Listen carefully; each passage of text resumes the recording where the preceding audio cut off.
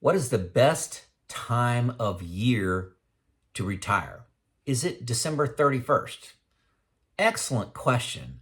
I've never seen a video on this. I've never created one. I watch a lot of content. I read a lot. I've never seen this. I think some people have hinted at it, but I tried to list some factors to consider what time of year to retire. Also added bad reasons for your timing. So what should you be thinking about? What are some bad reasons for your timing? And at the end, I got some bonus footage, completely unrelated to this video, but of the Ohio River and some barge traffic. I was out on a run the other day and saw something interesting and thought you'd find it interesting. So hold on for some personal Joe video at the end. Actually, two small 15-second videos. You may like it. So excellent question. I love it. So let's see. Best time of year to retire. Number one, I put the day you can is my short answer. But there are some things that you want to verify and check the impact of.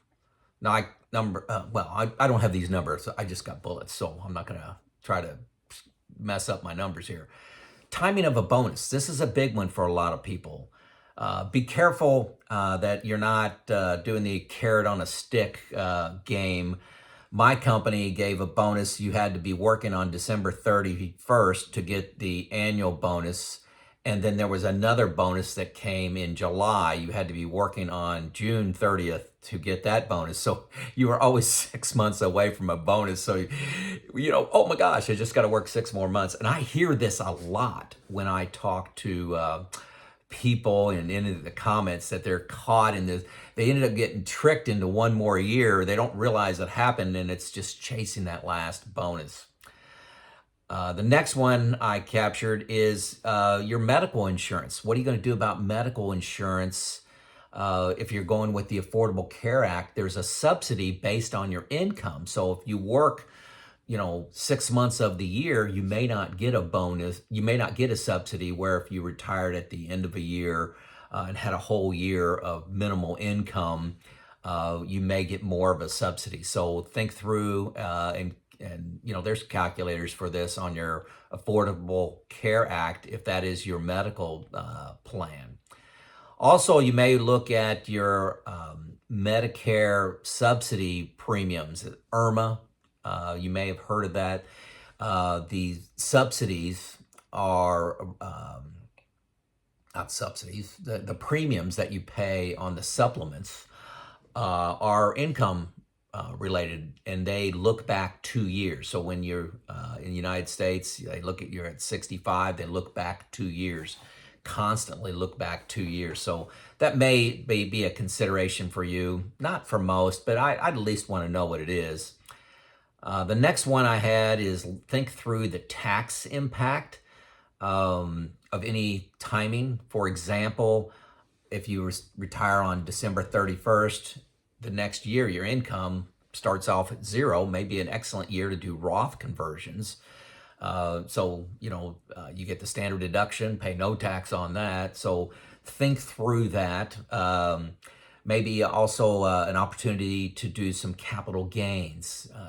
Capital gains, the first, I won't go into detail on that, but look at capital gains. You can take those in a year and quite a bit of that pay zero on if the circumstances are right. So tax impact is something to work through. Capital gains, maybe Roth conversions are the two examples I wanted to highlight there. A big one for me, and I will say the dominant one for me, was what was I going to do? I like being outside. I like exercising outside. I like taking care of my yard, trimming trees, doing things outside with other people. So, retiring like in March or April, when you're going into spring, going into summer, is just an exciting time to have that smile on your face, go for a walk, versus retiring maybe at the end of a year, like in November, and you retire and you got all these plans and thoughts, and it's cold outside and it's wet, it's rainy, there may be snow. maybe less things going on. So just something to think about. What are you going to do in retirement? Typically spring, I think, is kind of an ideal time and a good balance of you don't make a lot of income if you're only working the first 2.5, 3 months of the year.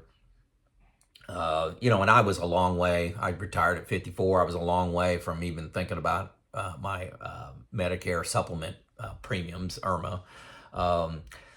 But also, get excited. I talk about this a lot. What are you retiring to? So the safest, easiest, laziest thing to do is to keep working.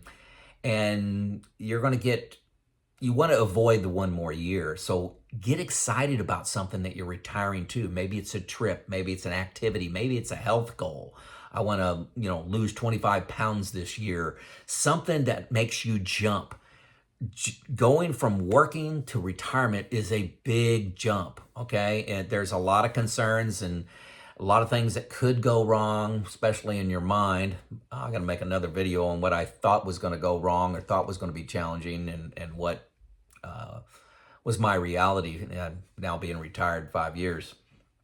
So I like the early spring, just from an emotional standpoint, from doing things and just not being cooped up inside. And that has to do with where I live. If you live in Florida or Southern Texas, maybe that's not an issue for you. Southern California, Indiana, it's a big deal. Now, hey, bad reasons for timing of retirement. What time of year? Okay, I mentioned this one. My bonus is just 6 months away, so then another 6 months, and then another 6 months. That's a bad reason. Eventually, you're going to have to stop and get off the merry-go-round. Another bad reason I hear, and a lot of people don't like this one, but it's to me, I'm pretty passionate about it.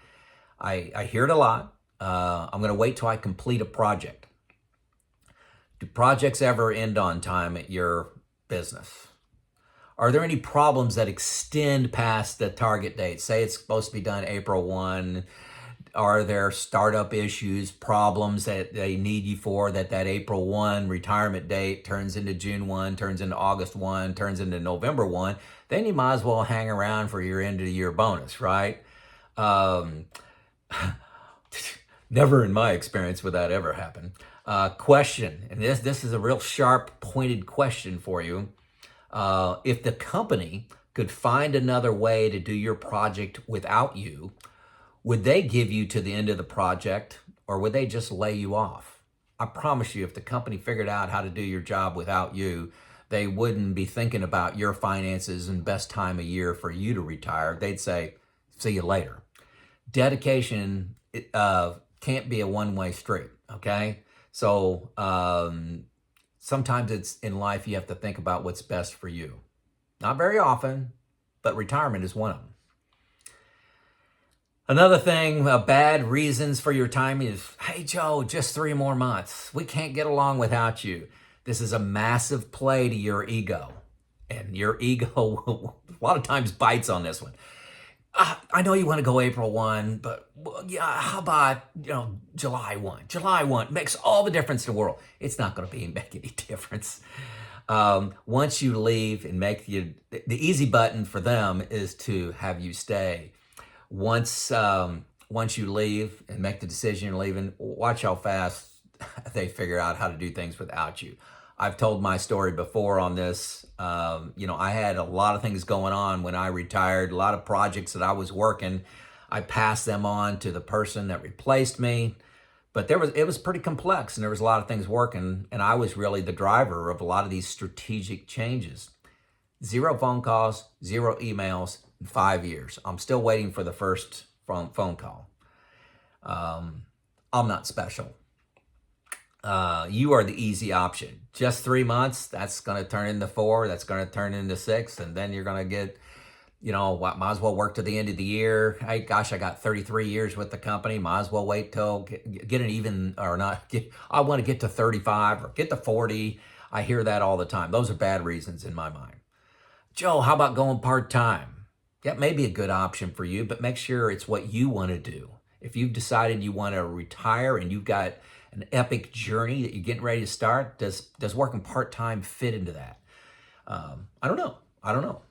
I know a couple, well, two of the buddies in my retirement group are working part-time. They love it. It fits in with them, but they don't have the freedom that I have, but they've got some money coming in. It works with them financially and what they had planned on doing in a semi-retirement.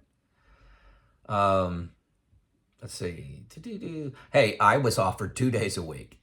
Whenever I announced I was retiring, then one of the VPs of the company called me up and said, "Hey, Joe, how about 2 days a week?" And I just laughed at him.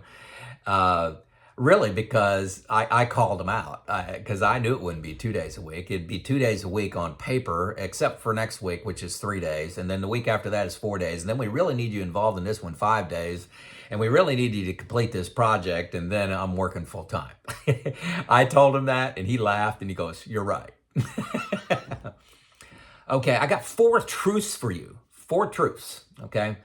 Everyone eventually makes the decision to retire, okay, or stop working.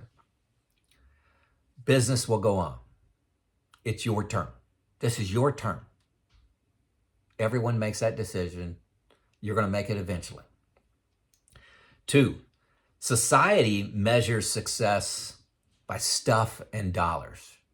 And we are all programmed. More money is better. Moore's law, right? More is better. More money is better. Eventually, everyone changes to time being more valuable than money. When's it going to happen for you? Number 3, expect some shame to be projected your way if you're retiring early. If you're retiring at 54, 55, 60, or at any time earlier than, 65, 67, expect some shame to go your way. Most people can't do it. Most people will be judgmental of you because they're not prepared. Life didn't work out. They didn't have some of the luck you had. They didn't make some of the decisions you had. They did not plan. They did not execute. A whole variety of things. Don't underestimate luck too. Don't judge other people. There's a lot of luck involved. But it's something you're going to have to work through. I did. When I announced I was retiring at 54. Again, you choose what you believe success is. Is it time or money? And everybody eventually makes that choice. Number 4, you are under a lot of stress. Stress is bad for all things health. I do watch a lot of health videos, and stress is a very bad one, and you have no idea the stress you're under. I thought I was under minimal stress. Actually, none. I laughed when people asked me about stress until the day I retired. I'm telling you, this is something that happened very fast. I felt like I had set down a 10-pound weight. Don't delay your health journey. That was one. I made a video a couple years ago. Somebody asked me what my number 1 regret was. Is I didn't start my health journey before I retired. I always exercised, but I didn't eat healthy. I'm down 25 pounds now since I retired, which I was down a lot more. I picked up about 10 pounds this year. I blame my granddaughter. She had, that's not fair to say, she had some health problems at the beginning of the year, and I was under a tremendous amount of stress, as well as the parents and my wife, and Everly's doing great now. She was worth every pound I gained for her. But I stress eat. I did that on the job too. So, hey, that's the end of the informational content. Hold on for my Ohio River video. It's 30 seconds. Show it. All right, folks, out on a run today. I don't normally videotape, but I wanted to show the beautiful sight here. Something unusual. See that barge right there? He's actually turning around. That's the Ohio River, and he's just spinning around. Just fascinating.